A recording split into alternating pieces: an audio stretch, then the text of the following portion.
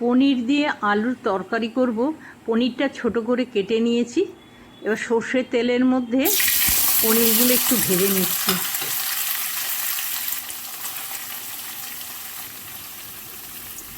আলুগুলো এর মধ্যেই টুকরো করে কেটে নিলাম।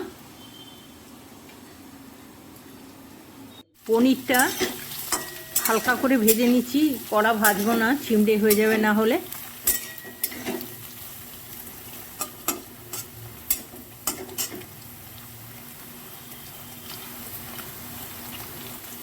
পনিরটা ভেজে আমি তুলে রাখবো। এবার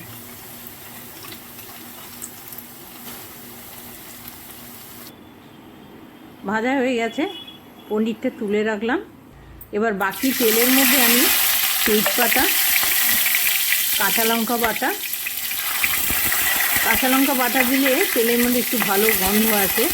কাঁচা লঙ্কা বাটাটা দিয়ে একটু নেড়ে নেব। এর মধ্যে হলুদ, জিরে বাটা দিয়ে দিয়েছি। এবার লবণটা দিলাম।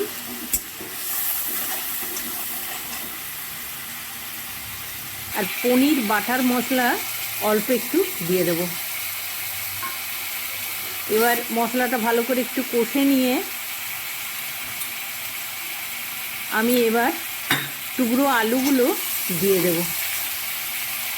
এবার ভালো করে আলুটা কষে নেব।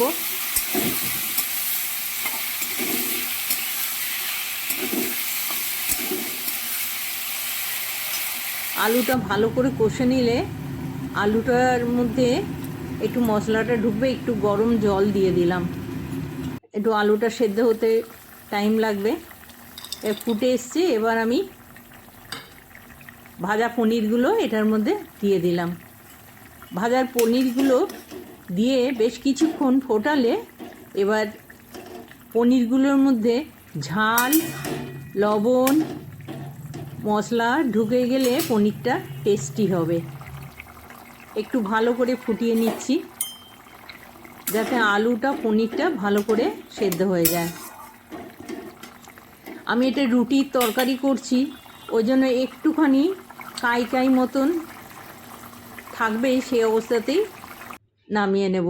রুটি দিয়ে খেতে তাহলে ভালো লাগবে। আজকে বৃহস্পতিবার, নিরামিষ খাই আমরা।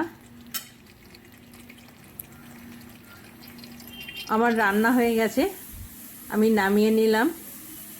একটু কাই মতো নামিয়েছি যাতে রুটিটা দিয়ে খেতে ভালো লাগে।